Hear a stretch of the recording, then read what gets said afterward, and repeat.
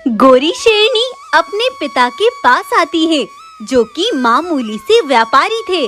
पिताजी, मेरे दोस्त मुझसे मिलना चाहते हैं। मैं उन्हीं के पास जा रही हूँ। सोचा पहले आपको बता दूँ। अच्छा किया बेटा, जाओ आराम से जाना। गोरी जा ही रही थी कि रास्ते में उसे एक भविष्यवाणी भालू मिलता है। गोरी बेटा, एक बहुत बड़ा भौकाल आने वाला है। कोई है जो तुम्हारी तलाश में है और जल्द ही वो तुम्हें उठा ले जाएगा। गोरी भालू की बातों से एकदम डर गई। उसके माथे से पसीने निकल आए। दरअसल कुछ जादूगरों ने अपनी काली शक्तियों से एक ताज बनाया, जिसके अंदर बेइंतहा शक्तियाँ थी। उस ताज से उन्होंने जानवरों पर दर्दनाक जुल्म किए, जब तक उनका सामना प्रजा के रक्षक से नहीं हुआ। बगीरा नाम के एक शेर ने अपनी सेना के साथ जाकर उन सब को मार डाला और उस ताज को उनसे छीन लिया। लेकिन उनका सरदार राठौर बचकर भाग निकला। उधर जंग जीतकर बगीरा अपने जंगल पहुंचा। जालिमों का जुल्म जब हद से बढ़ जाए तो उनका अंत करना ही पड़ता है, और आज हम जंग में कामयाब हुए। उनका ताज मैं उठा लाया। अब किसी जानवर को उनसे कोई खौफ नहीं खाना। महाराज बगीरा, महारानी को प्रसव पीड़ा शुरू हो गई है। शायद जंगल का नया वारिस आने वाला है। बगीरा खुशी से पागल भागता हुआ अपनी गुफा पर पहुंचा। तभी वैद्य गाय गुफा से बाहर आई। महाराज, आपको एक बेटा मिला है, लेकिन दुख की बात ये है कि हम महारानी को बचा नहीं पाए। बगीरा जहाँ इतना खुश था, वहाँ वो एकदम टूट गया। लेकिन धीरे धीरे समय परवान चढ़ा और बगीरा का बेटा वीर 8 साल का हो गया। बगीरा एक बार कुछ बच्चों को बुलाता है, जिनमें उनका बेटा वीर भी था। हमारे बाद जंगल के रक्षक तुम ही होंगे। अगर आज तुमने अपनी बहादुरी दिखा दी तो आज से मैं ही तुम्हारी परवरिश करूंगा। तुम्हें नदी के किनारे पर रहने वाले उन राक्षसों को मार कर लाना है। जाओ, दिखा दो अपनी ताकत। सभी बच्चे भागकर वहाँ तक पहुँच जाते हैं, लेकिन उनको देखकर वो डर जाते हैं और वहाँ से भाग जाते हैं। लेकिन वीर आगे बढ़ता है और अपनी पूरी ताकत से उन पर वार करता है और उनकी गर्दन को अपनी दांतों के बीच रखकर फाड़ डालता है। उधर बगीरा बच्चों को डरा हुआ आते देख मायूस हो जाता है। लेकिन तभी उसकी नजर उन सब के पीछे आते हुए वीर पर पड़ी, जो अपनी पीठ पर उन राक्षसों को रखे आगे बढ़ रहा था। बस यही चाहिए था मुझे। भगवान ने बेटे की शक्ल में मुझे एक बहादुर सिपाही दिया है। वहीं दूसरी ओर राठौर बगीरा से वो ताज और अपना बदला लेने की ताक में लगा हुआ था। तब वो जाकर एक जादूगर से मिलता है और उसे सारी बात बताता है। वो ताज आज भी उसी बगीरा के पास है, लेकिन उसकी शक्तियाँ इस बार तभी आएंगी जब उसके ऊपर तुम पवित्र खून चढ़ाओगे। उसको पवित्र खून की जरूरत है। लेकिन वो पवित्र खून किसके अंदर है? कहाँ से मिलेगा वो पवित्र खून? बताओ। रामगढ़ नाम का एक जंगल है। वहाँ पर कोई जानवर है जिसके अंदर वो पवित्र खून है। जाओ, ढूंढ लो उसे। रात होते ही राठौर बगीरा के जंगल पहुँच गया। बगीरा के सिपाही अपनी गुफा में सो रहे थे। राठौर बगीरा पर वार कर देता है। वहीं बेचारा बगीरा अपनी आखिरी सांसें छोड़ देता है और राठौर गुफा से उस मुकुट को उठाकर भाग जाता है। सुबह जब सभी सिपाही उठते हैं तो महाराज को मरा हुआ पाते हैं। ये खबर कुछ ही देर में आग की तरह पूरे जंगल में फैल जाती है। तभी वीर भी वहीं पहुंचता है। क्या हुआ है पिताजी के साथ? किसने किया है? और तुम सब कहाँ मर गए थे? ये सब रात में किया गया है। ये काम उसी राठौर का है। वो अपना मुकुट फिर से उठा ले गया। उसको हमें हर हाल में रोकना होगा, नहीं तो उस मुकुट का इस्तेमाल कर वो सबको तबाह कर देगा। उसने मेरे पिताजी को मारा है। उसको ढूंढकर मैं उसके इतने टुकड़े करूंगा कि पूरी दुनिया याद करेगी। उधर अब वो राठौर उस पवित्र खून की तलाश में था, तो इस वजह से गोरी बहुत डरी हुई थी, क्योंकि भालू ने उसे बताया कि वो पवित्र खून उसी के अंदर है जिसकी राठौर को बलि चढ़ानी है। गोरी चलती हुई जा ही रही थी, तभी वीर उसके पास आता है। आप मुझे बहुत परेशान नजर आ रही थी, सोचा आपसे पूछ लूं। नहीं नहीं नहीं, मैं ठीक हूँ, मुझे कुछ नहीं हुआ। तुम मुझ पर भरोसा कर सकती हो और शायद मैं तुम्हारी मदद भी कर सकूं। तब गोरी वीर को सारी बात बता देती है। आखिर कौन है वो जो तुम्हारी तलाश में है और तुम्हें उठा कर ले जाना चाहता है? उन भविष्यवाणी भालू ने मुझे ये नहीं बताया। आखिर कौन है वो जो गोरी को उठाना चाहता है और इनके खून से उसका क्या ताल्लुक है? वो कोई शैतान जानवर है। वो गोरी के खून को किसी मुकुट पर चढ़ाना चाहता है। ये सुनते ही वीर तुरंत समझ गया कि वो कोई और नहीं, वही राठौर है। गोरी, मैं जानता हूँ कि वो कौन है। वो एक जालिम राठौर बाघ है। वे मेरे पिताजी का हत्यारा और दुश्मन है। तुम्हारी जान बचाना मेरी जिम्मेदारी है। मैं तुम्हें बचा भी लूंगा और उसका अंत भी कर दूंगा। बस तुम्हें मेरा साथ देना होगा। हाँ, मैं तुम्हारा साथ जरूर दूंगी। तब वीर ने एक प्लान बनाया और एक हॉस्पिटल पहुंचा। मुझे एक ऐसा जानवर चाहिए जिसका तुम्हें लगता हो कि उसका बच पाना मुश्किल है, क्योंकि उसकी वजह से मैं बहुत से जानवरों की जान बचा सकता हूँ। वीर वहाँ से एक बीमार शेरनी को उठा लाता है और उसके ऊपर जहर लगा देता है। तब ये खबर किसी तरह वीर राठौर तक भी पहुँचा ही देता है। महाराज महाराज, आपको जिस पवित्र खून की तलाश थी वो जानवर मिल गया है। उसी के अंदर वो पवित्र खून है। राठौर वो मुकुट लेकर तुरंत वहीं उसी शेरनी के पास पहुंच गया। बस मुझे तुम्हारी ही तलाश थी और आज तेरा पवित्र खून इस मुकुट पर चढ़ाकर मैं पूरी दुनिया को बता दूंगा कि मैं अमर हूँ। कोई मुझे हरा नहीं सकता। राठौर उस बीमार शेरनी को अपने मुंह से फाड़ डालता है, लेकिन उस पर लगा जहर राठौर के पेट में चला जाता है और कुछ ही देर में राठौर तड़प तड़प कर उस जहर से मर जाता है। और आज वीर का बदला पूरा हो गया। मैं कौन हूँ ये जाने बिना भी तुमने मेरी मदद की और मुझे उस जालिम बाघ से बचा लिया। मैं बहुत डर गई थी, लेकिन फिर तुम मेरे लिए एक फरिश्ता बनकर मेरे सामने आए। तुम्हारा यह एहसान मैं कभी नहीं भूलूंगी। और फिर कुछ सालों बाद वीर ने गौरी से ही शादी कर ली और वो दोनों अपनी जिंदगी खुशी से बिताने लगे। तो आपको ये कहानी कैसी लगी? कहानी अगर आपको पसंद आई है तो इसको लाइक कीजिए, शेयर कीजिए और चैनल को सब्सक्राइब करें। मीरा सबसे छिपकर अपने दोस्त करण और आदित्य के पास आती है। सूचना मिली है, वो जिंदा है। सबसे छिपकर हमें उस तक पहुंचना ही होगा। मीरा, होश में तो हो। उस बात को 3 महीने बीत चुके हैं। वो जिंदा कैसे बच सकता है? समय बर्बाद नहीं कर सकते हम करण, जल्दी करो, उस तक पहुंचना ही होगा। मीरा, आदित्य और करण आज 3 महीने बाद फिर से अपनी टीम के सबसे बड़े लीडर शिवा को ढूंढने निकल पड़े। उन्होंने देखा एक बंजर जमीन पर शिवा सही सलामत खड़ा था। मैंने तुम दोनों से कहा था ना, शिवा जिंदा है। वो सूचना सही थी। भाई, पिछले 3 महीने से हम तुम्हें हर जगह तलाश कर रहे थे, लेकिन अब समय आ गया है, हमें वापस लौटना होगा।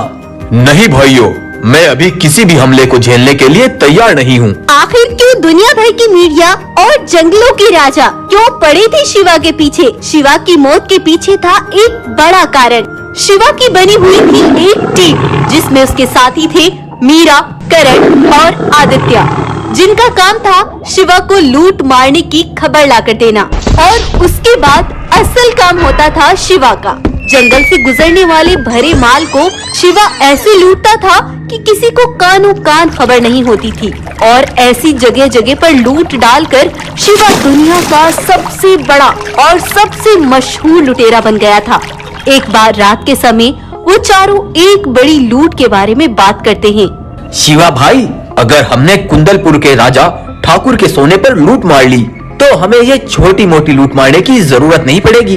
ठाकुर के माल को लूटना इतना आसान नहीं है। ठाकुर का माल जब निकलता है तब एक बड़ी सेना उस माल के साथ निकलती है, लेकिन हमारे लिए कुछ भी नामुमकिन नहीं है। हमें बस एक मजबूत प्लान की जरूरत है।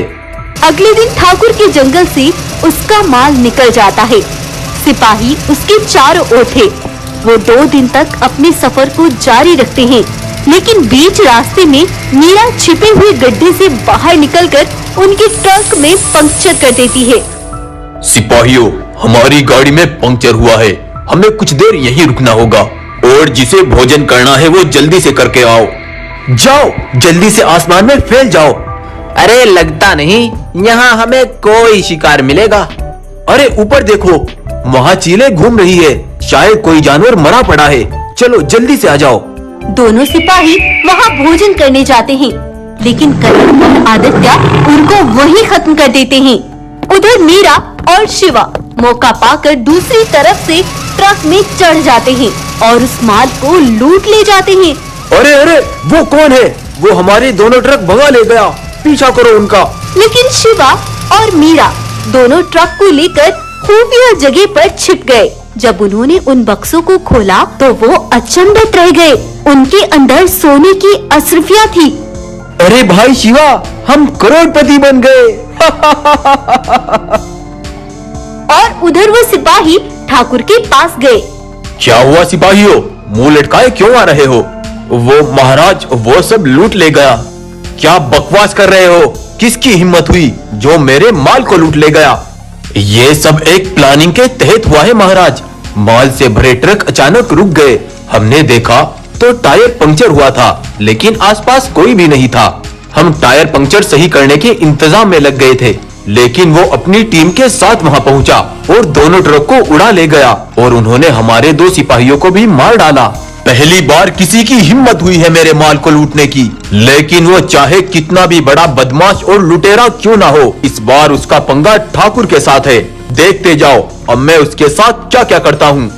दुनिया भर में फैली ये सनसनी खबर आपको भी हैरान करके रख देगी। दुनिया के सबसे अमीर राजा ठाकुर के यहाँ 10 करोड़ के माल पर बड़ी लूट।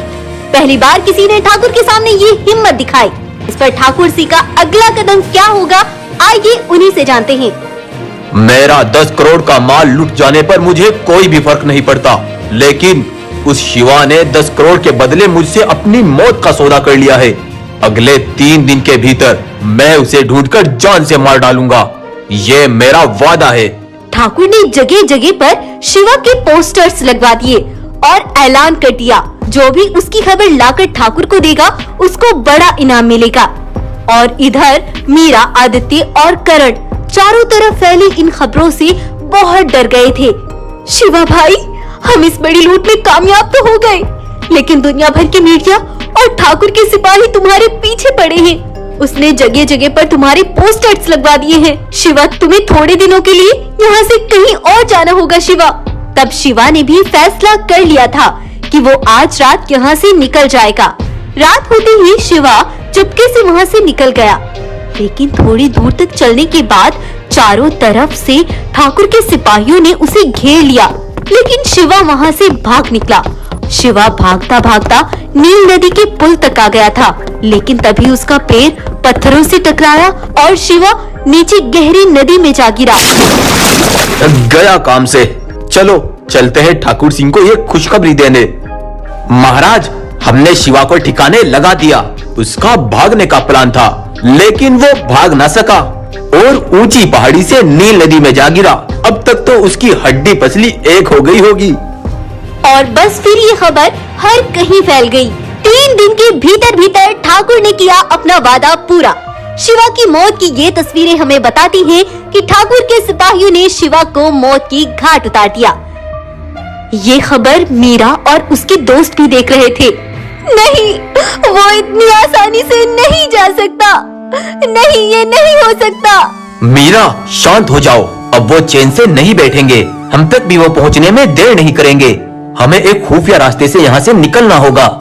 और शिवा के तीनों दोस्त वहाँ से निकल आए। उन्होंने शिवा को बहुत तलाश किया, मगर उन्हें शिवा का कोई सुराग नहीं मिला। दुनिया की नजरों में शिवा मर चुका था, लेकिन एक बार जिंदगी शायद फिर से शिवा को जीवन देना चाहती थी। शिवा जब उस नदी में गिरा तो वो वहाँ से तैरता तैरता आगे बढ़ रहा था। तभी एक पेड़ टूटकर नीचे गिरा और शिवा उससे लिपटकर बहुत आगे तक एक दूसरे इलाके में चला गया। वहाँ नदी पर एक बूढ़ी मादा घोड़ा पानी पीने आई हुई थी। जब उसने दूर से लकड़ी पर एक जवान शेर तैरता देखा तो वो भागकर तेजी से उसे बाहर खींच लाती है।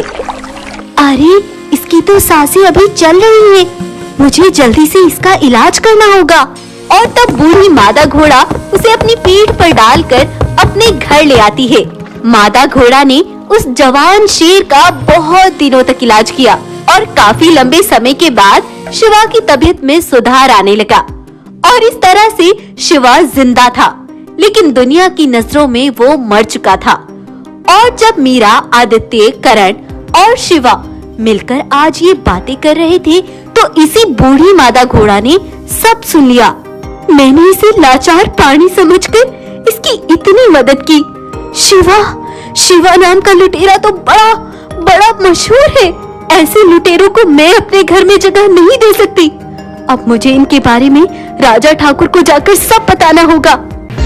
जैसे कि आपने देखा था, आज से 3 महीने पहले हमने आपको दिखाया था कैसे शिवा, दुनिया का सबसे बड़ा लुटेरा, ठाकुर के सिपाहियों से बचता एक गहरी नदी में जा गिरा और उसकी मृत्यु हो गई। लेकिन आज फिर उसके जिंदा होने की खबर बरामद हुई है। जिसने उसे देखा वो बूढ़ी मादा घोड़ा हमारे साथ मौजूद है। आइए उन्हीं से जानते हैं। जिस नदी में शिवा गिरा था वहाँ से बहता हुआ वो मेरे जंगल तक आ गया था। उसकी कई महीनों तक मैंने देखभाल की और वो होश में आया। लेकिन फिर एक दिन मुझे पता चला कि ये वही लुटेरा शिवा है। तो मैंने ये सारी खबर राजा ठाकुर को बता दी। तो जैसा कि आपने सुना, शिवा जिंदा है और आप सब जानते हैं शिवा अब चुप नहीं बैठेगा, लेकिन आगे शिवा से जुड़ी हर खबर हम तुम तक पहुंचाते रहेंगे। उधर सिपाही भागते हुए ठाकुर के पास जाते हैं।